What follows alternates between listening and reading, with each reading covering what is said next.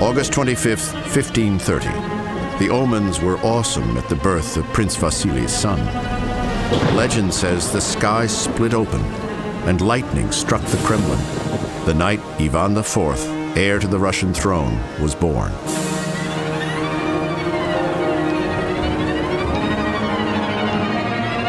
Bells spread the news across the land. Far to the east, a Tatar prince, the Khan of Kazan, warned that Russia's new prince was born a monster. A sovereign has been born to you, and he already has 2 teeth. With one, he will devour us. With the other, he will devour you. The tyrant history would remember as Ivan the Terrible had been born. But almost from birth, young Ivan was a prisoner of the Kremlin and its intrigues. The death of his father Vasily, when Ivan was only 3, set off a deadly power struggle. The young Grand Prince watched as Russia's powerful noblemen, the Boyars, fought for control. Moscow's high priest, the Metropolitan, was battered and broken before his eyes. The Boyars ruled. They ruled very poorly. Each one of these cliques tried to steal as much as possible, to grab as much property as possible, to break the treasury. Between his birth and by the time he came of age in 1547 and became crowned Tsar, there are at least 14 murders that took place. Bitter intrigues swept the Kremlin. Even Ivan's mother, his crown regent, may have been a victim. She died when he was just 7, poisoned, some claimed, by rivals trying to seize the powers of the throne. As he came of age in a climate of violence, Ivan soon showed a cruel streak. When he became an adolescent, he was quite wild. Sometimes he would amuse himself by throwing dogs and cats out of the belfry of the Ivan the Great Cathedral, so the cruelty had been nurtured in him from his childhood. Whenever he could, he escaped outside the Kremlin. He hunted, he read, and he plotted his revenge. According to some accounts, it was at a Christmas banquet in 1543 that the 13-year-old prince made his first deadly play for power. As rival boyars gorged themselves, the young Prince Ivan stood up and accused the powerful Shuisky family and others of treachery. "You have all conspired to steal my throne," the boy said. "But I will be satisfied if one among you, Prince Andrei Shuisky, is punished." He had a kennel and he kept dogs. And one time, when Andrei Shuisky was walking in the Kremlin, Ivan told the kennel master to sick the dogs on him, and the dogs ripped Prince Shuisky apart. Shuisky's death was Ivan's warning to boyars who dared usurp his powers. If wearing the crown called for terror, Ivan was ready to reign with a ruthless hand, even if it called for blood.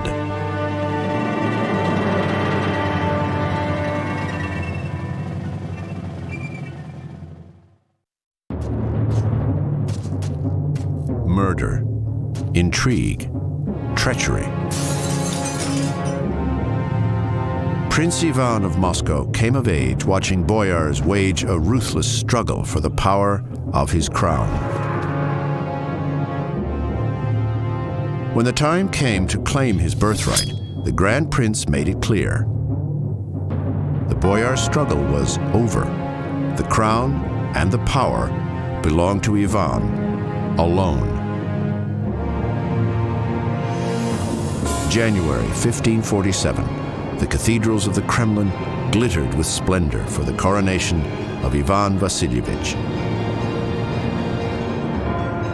Not content to be crowned merely Grand Prince, 16-year-old Ivan reached into the past for the authority of an emperor.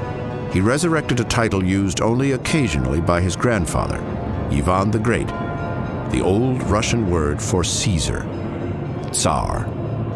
The formal adoption of a coronation ceremony of Ivan IV as Tsar was part of the process of transition from a Muscovite principality to a Russian empire. The term Tsar is not an official title.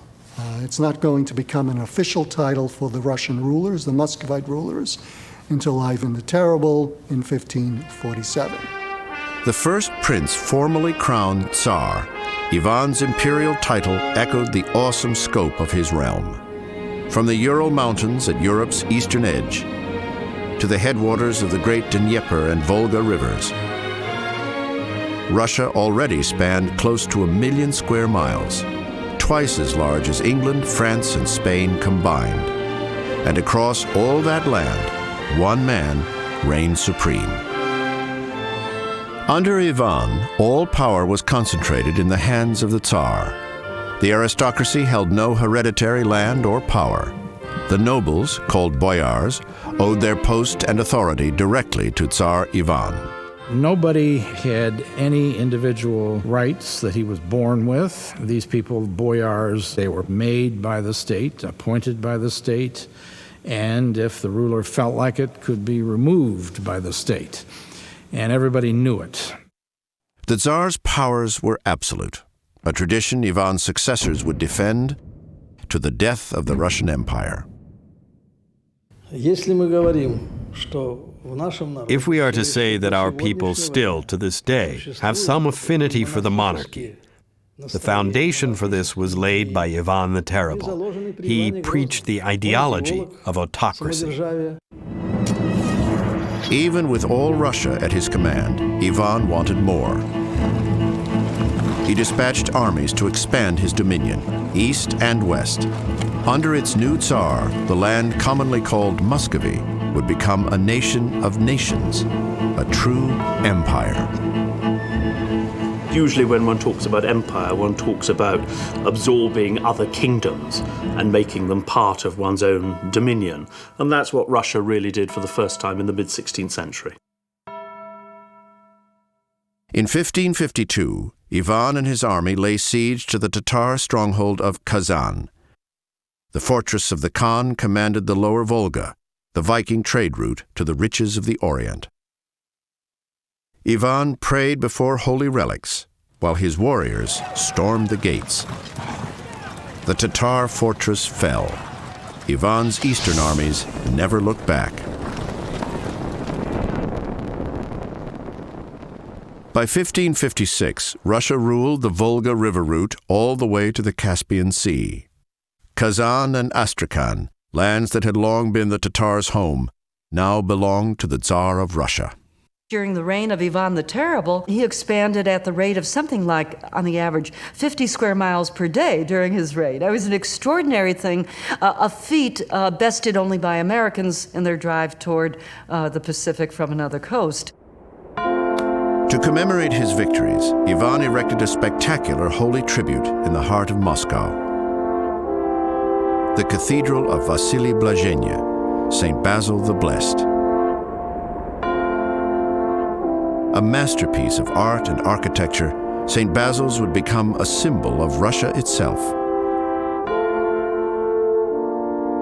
Ivan's passion for land and power was matched in those years by passion for his wife, Anastasia.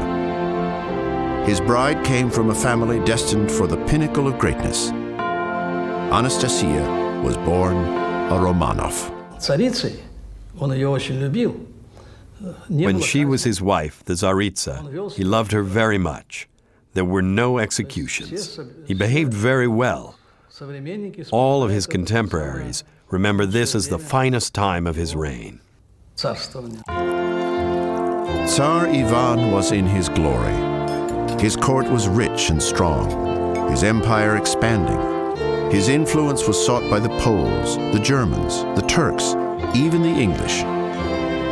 And in 1554, his wife, Anastasia Romanova, delivered the Tsar a healthy heir to the throne, a Tsarevich, Ivan Ivanich.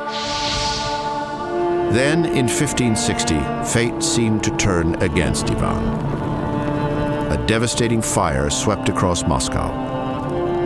Anastasia fell sick with a terrible fever. The Tsar prayed for God to spare his beloved. His plea was met only by Anastasia's death. A new and terrifying Ivan emerged from the ordeal. The fears of his youth revived. Poison had taken his mother. Had Anastasia been poisoned too? Was his throne now the object of a dark conspiracy? After the death of Anastasia, that particular death is really part and parcel of a much larger complex, of which Ivan no longer can begin to trust completely the boyar families that are around him. The Tsar turned on his advisors, military heroes, trusted noblemen. They were cast into prison, subjected to torture, banishment, or worse. A bitter saying was born: the closer to the Tsar, the closer to death. The Tsar came to be known as Ivan Grozny, a word that translates as awesome or dread, but most commonly as terrible. The nickname Terrible came from Ivan Vasilievich Grozny himself. In his own essays, he would state, a Tsar has to inspire terror. That is, he wanted to be called that. The Tsar of Terror alienated even his closest allies. In 1564, Ivan's top general, Andrei Kurbsky, fled the field of battle and defected to Russia's enemies. Soon after, an angry letter from General Kurbsky arrived at the Tsar's court. Monarch who was once blessed by the Lord, but who is now corrupt to the depths of his soul, why have you murdered the illustrious warriors whom heaven had given you? Kurbsky's accusations fueled Ivan's rage to the breaking point. All of this together seems to intimate to Ivan that he still has very real internal enemies. Finally, on a December day in 1564, Tsar Ivan threw his empire out the door. Faced with another power struggle, he chose instead to quit the Kremlin. He appealed in a letter to the Moscow people, complaining that he was leaving the post of Tsar because he was not being allowed to rule, that they are stealing, and he is not being allowed to punish them. The Tsar wasn't just going on a trip. He was moving out for good. With a heart filled with sorrow, no longer wishing to endure your betrayals, we have given up governing the country and have left to settle in whatever place God may lead us. Ivan Grozny, Ivan the Awesome, the Dread, Ivan the Terrible, had renounced his throne. The empire had no Tsar, the people no master. Russia was lost in the snows of a dreadful winter.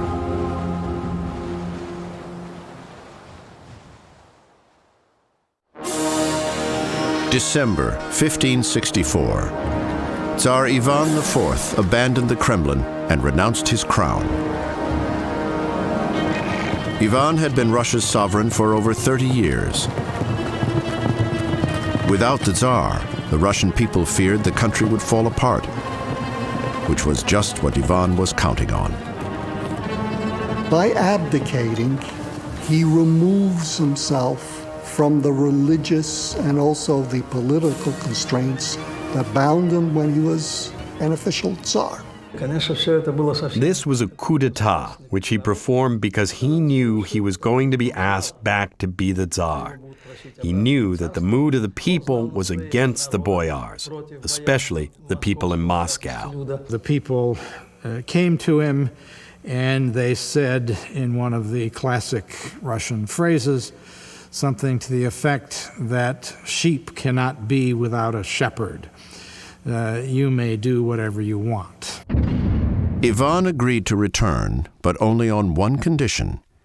He must have a free hand to rule Russia as he pleased and punish his enemies any way he chose. 2 days after Ivan's return, the terror began. At the foot of the Kremlin walls, Ivan slaughtered his so-called enemies. He ordered the execution of hundreds, nobles, counselors, even priests. They had opposed his wars, denied his taxes, questioned his sanity. They paid with their lands and their lives. To crush all opposition, the Tsar unleashed his own private army, the Oprichniki, 6,000 murderous thugs. They were cloaked in black and free to slaughter any who questioned Ivan's dark disorder. These were people recruited from some dregs of society who could ride a horse, and these people put a death's head on the pommel of their horse and would go around terrorizing the population. In a distinctly Russian version of the Spanish Inquisition, Ivan's Oprichniki spread a reign of holy terror. They would dress like monks. They would act as though they were in some kind of quasi-monastery. And yet at the same time, they would be engaged in terrible killings.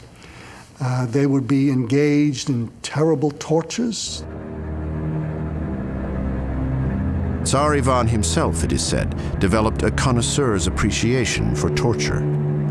He would sometimes even invent special executions, which were not just executions, but also showpieces. For example, he would blow monks up on top of a powder keg. He would say, "You want to be like the angels? Well, here you go." Ivan's atrocities fused with mysticism.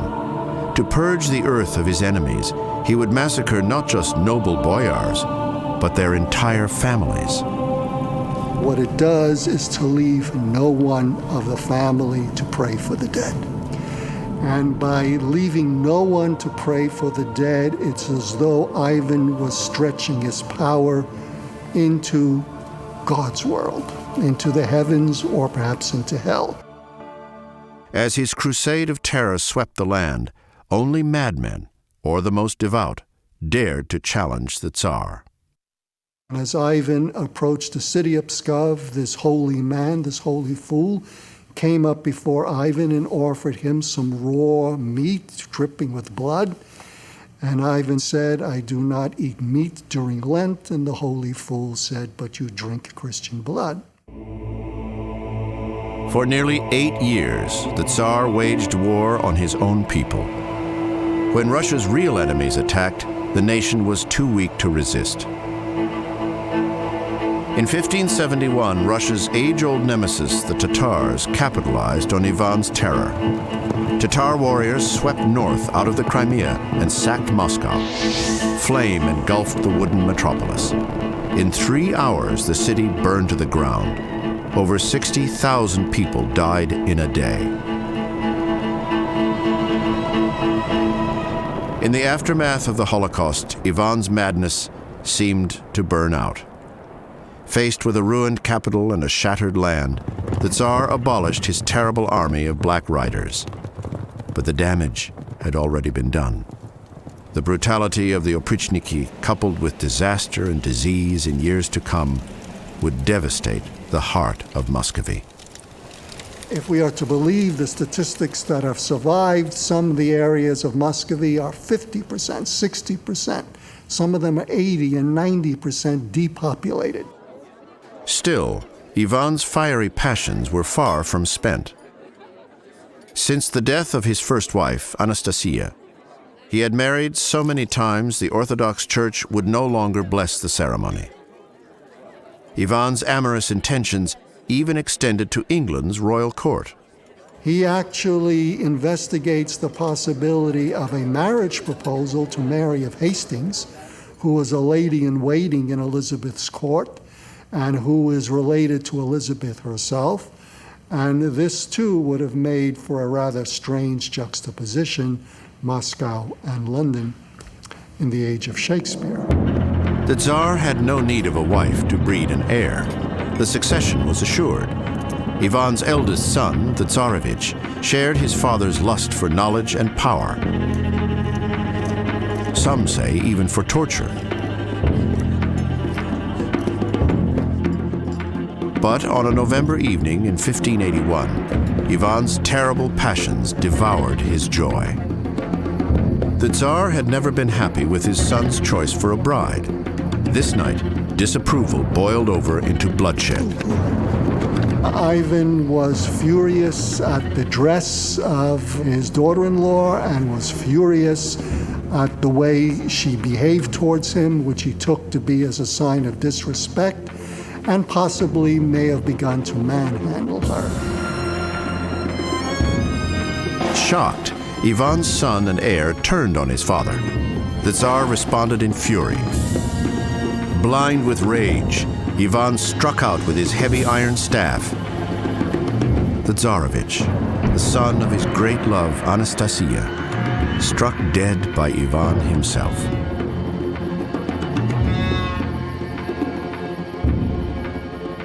With the death of his heir, Ivan's life seemed to unravel. Accounts say the Tsar felt haunted by the thousands he'd had killed, not least the murder of his own beloved son. He had executed a great number of people, and as a religious person, he tried to seek absolution for this sin, the terror. As part of that, he ordered that the names of all those who perished during the terror be written down. According to legends, at the age of 53, Ivan convened a congress of mystics and stargazers to peer into the future. What they foresaw was his death. They even named the date, March 18th, 1584. Ivan was playing chess on the eve of the 18th. Not long before midnight, the Tsar fell dead.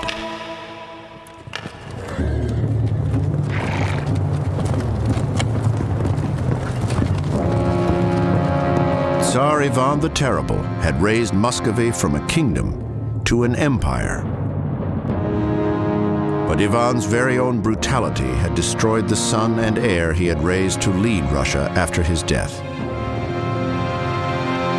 Ivan had shattered a royal line that stretched back over 7 centuries, and the empire he had worked so hard to build hurtled into chaos.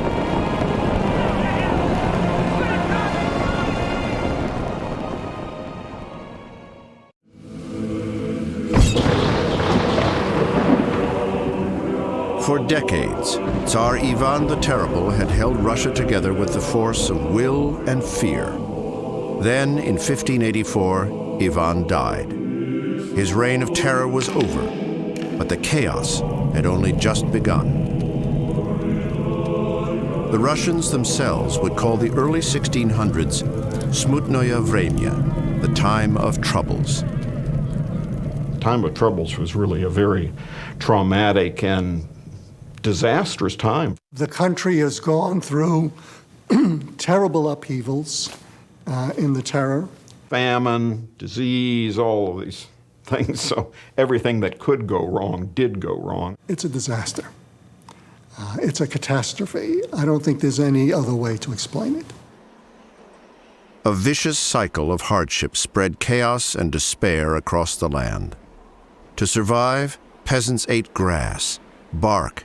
Some records claimed they even turned to cannibalism. Russia's rulers fared little better. Fyodor Ivanich, Boris Godunov, Fyodor Godunov, Vasily Shuisky. Between 1598 and 1610, 6 different men claimed the title Tsar, only to die or be deposed. The Kremlin grew so shaky, the throne fell prey to an outright impostor. The pretender came from Poland, claiming to be Tsar Ivan's long-lost heir. The charlatan wore the crown for a year before he was exposed and sent home, Russian style. The Russians killed him, burned his corpse, stuffed his ashes in a cannon, pointed it at Poland, and lit the fuse. After that, things only got worse. In the south, Tatar raids and peasant revolts shattered Moscow's authority. In the north, Sweden, the greatest military power of the day, invaded from the Baltic coast. Then, the Poles flooded across the border. Their armies drove deep into the Russian heartland. In 1610, they captured Moscow. The King of Poland stood poised to add the throne of the Tsars to his dominions. Russia was on the brink of obliteration. There's a real possibility that a Pole will sit on the Russian throne. And that, I think, more than anything, stirs nationwide revolt. In the dungeon of the Kremlin, the Poles imprisoned Russia's last national authority, the Patriarch of the Orthodox Church. Not far from death, the Patriarch issued a desperate plea. He begged the Russian people to rise up and save their motherland. Noblemen and peasants alike heard the call and banded together. A national militia arose to retake Moscow. After 2 years of fighting and blood sacrifice, the improvised Russian army liberated Moscow from the Poles. Victorious in saving their capital, the Russian people knew now more than ever they needed a Tsar to survive. The militia's leader, Dmitry Pozharsky. Without a sovereign, how can we defend ourselves against our common enemies, the Poles, the Swedes, and Russian rogues who stir up strife? Nobles, merchants, warriors, priests, they assembled to choose a new Tsar. They sought divine authority, a devout Orthodox monarch with blood ties to Ivan the Terrible. In a monastery far from Moscow, they tracked down a distant relative of Tsar Ivan's first wife, a 16-year-old boy, Mikhail Fyodorovich Romanov. Young Michael at first refused the crown, then bowed to pressure and ambition. July 1613, Mikhail Romanov was crowned Grand Prince of Moscow, autocrat and Tsar of all the Russias. It was the birth of 3 centuries of Romanov family rule.